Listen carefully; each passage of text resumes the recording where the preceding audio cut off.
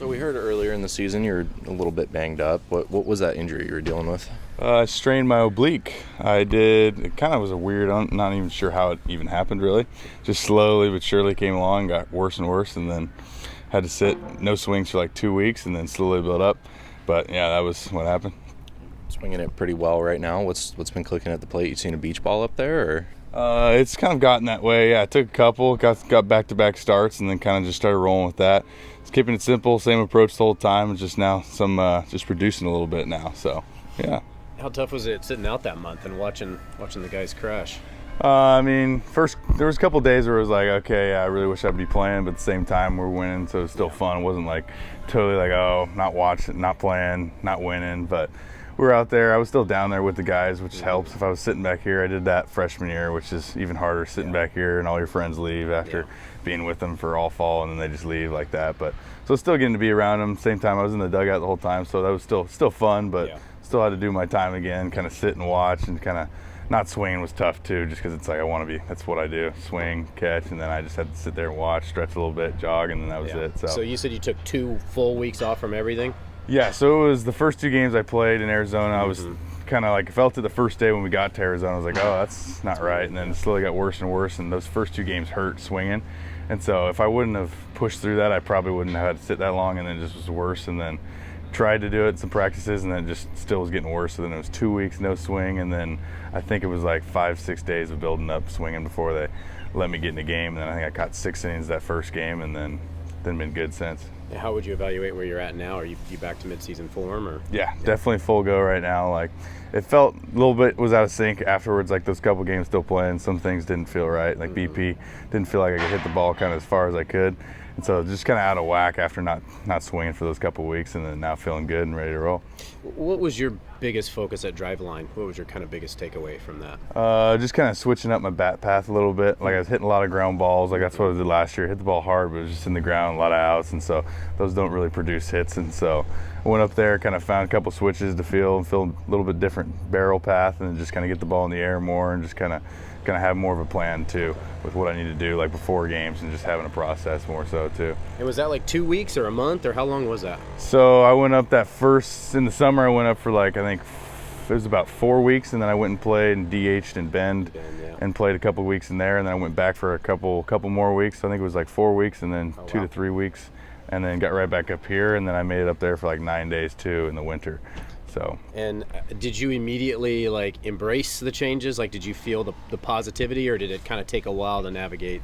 That's why I went to Bend. I kind of went out and was like, I should kind of see it, try it out a little bit, play with a couple things, and then go see some real pitches and kind of play with it there in summer ball and not worry about having to produce, because it needed to kind of come up in the fall and get ready for the season. And so kind of wanted to go do that, and then I went back and got like, these didn't really feel right out there, and the timing and all this and that.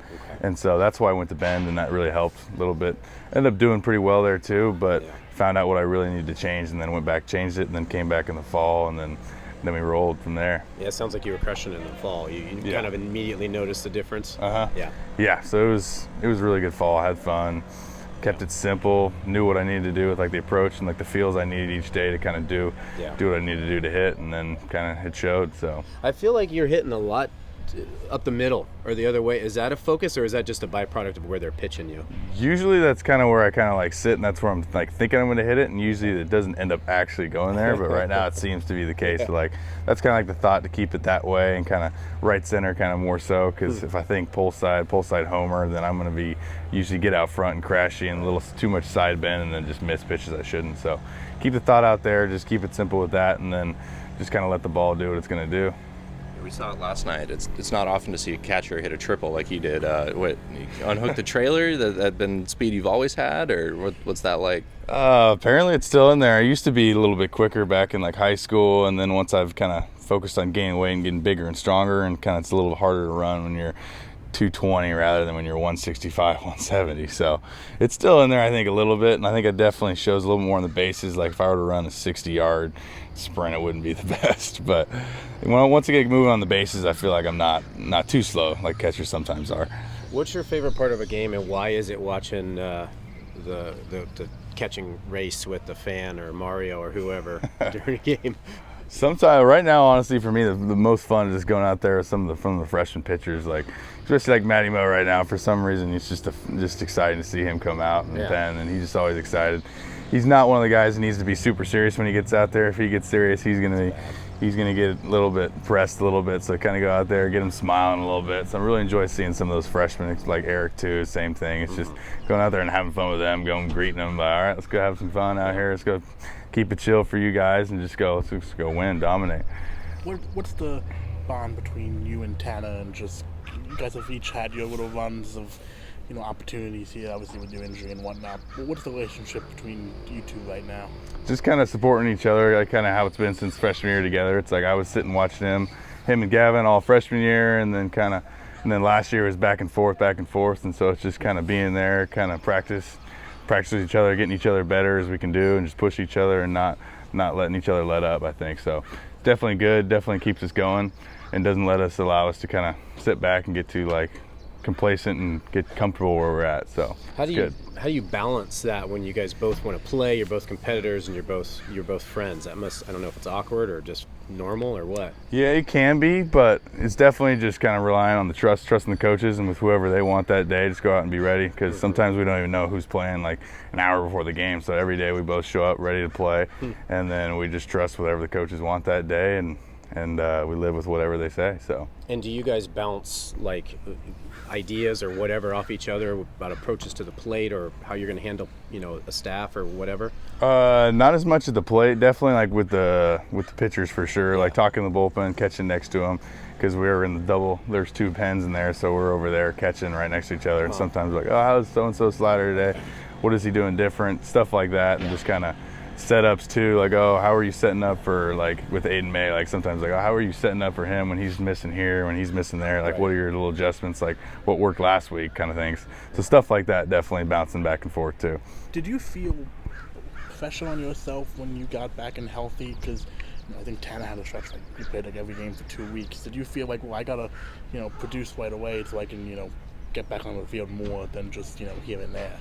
I'd say sometimes for sure, like especially I remember last year, like that was kind of a thought. It's like, oh, I gotta really play well if I want to keep playing. And so like I remember like last year I had that in the back of my head, and I just know that's not how you want to play, because you're gonna go out there playing pressing. That never helps you with anything. So right now it's just kind of fresh mind, not think about nothing like that. Just go out, have fun, and just trust the process with how much we've trained, how much we prepared for the moment we're in. So not thinking forwards too much, just kind of being comfortable, enjoying the moment, and just kind of trust what we've done and just trust it and go with it. When you think about the history of catcher at this program, what comes to mind to you when you hear Oregon State catcher? It's just a lot of responsibility back there. Like you saw Canham and then Adley do his thing. So it's just, those guys are above you, and you just gotta try to be what they were and just kind of keep it simple back there and just work for your guys and go win an Addy. Do you kind of appreciate that history though, that tradition, and that now that you're a part of it, like what does that mean, I guess? It's pretty cool. Like all the culture here is awesome with all the players, like past guys, not even just catchers. You see other big leaguers here, and just like watching them up there and be like, wow, that's sick that all these guys were once in these exact shoes, kind of just enjoying life with the boys in the clubhouse, and then going out and playing, just having fun, trusting their process, and just winning, competing. So it's pretty cool. Mitch doesn't squat too much anymore. He doesn't. I think it was freshman year a little bit. He caught in a couple scrimmages, and he'll catch some bullpens, but not as much recently. But it's pretty fun back there. And you're like, turn around the corner, like, why is Canham got his gear on? I was like, okay, I guess I want to go watch this. Must be desperate. But Esposito definitely does a little bit more now. I think that's because Spo wasn't here freshman year, and so like I think Cam kind of was like, oh, I guess I can let Espo do that, because he was a catcher too, so he's probably like, oh, I guess Espo's time to shine back there to show the guys kind of how an old timer does it. So you still talk to Gavin? Are you in touch with him ever? Yeah, so when we're in the same area, we'll see each other. Kind of, he was in Canada for a little bit when we were up there. Kind of went out and hung out with him in the field, and then also text him here and there, slide up with some stories, check in, and then see him whenever we're close. And so, is he in the minors right now, or is he out? I'm not sure where he's at. I haven't really. It's been a couple. It's been a month or two since I've talked to him, but definitely should reach out to him for sure. Yeah. I know there's still a lot of regular season ball left, but when you look back at the team that went to Surprise, what's the biggest difference between this team and there in terms of growth? Which team you mean? The team you guys went first weekend of the year in Surprise. Okay, yeah. How have you guys grown from that weekend? Just kind of got in the groove. Like, we knew we were good and had the talent to do it, and I feel like we just kind of had, especially with like our depth too. Like you've seen now, like back in Surprise, we didn't really have a bunch of those guys. Some of them got in some of those games, but they didn't know how much they were really going to get out there. And we just kind of, that has really shown with the growth. Like we get guys get banged up and stuff. Like we have guys to go right in there and kind of fulfill their job and keep winning, keep competing. So it just shows that like we have trust in the guys behind us too. If we need to sit, if the guys who are in need to take a break and get banged up, like we got guys that go and fill their spot and allow them to get healthy without having to press it and push it and risk a further injury. So that's like some of the biggest growth I think we've seen, is that just trusting that we know we got a lot of guys behind us too. We don't just have a strong 9. You were talking about, I don't know if you were talking about your weight increase.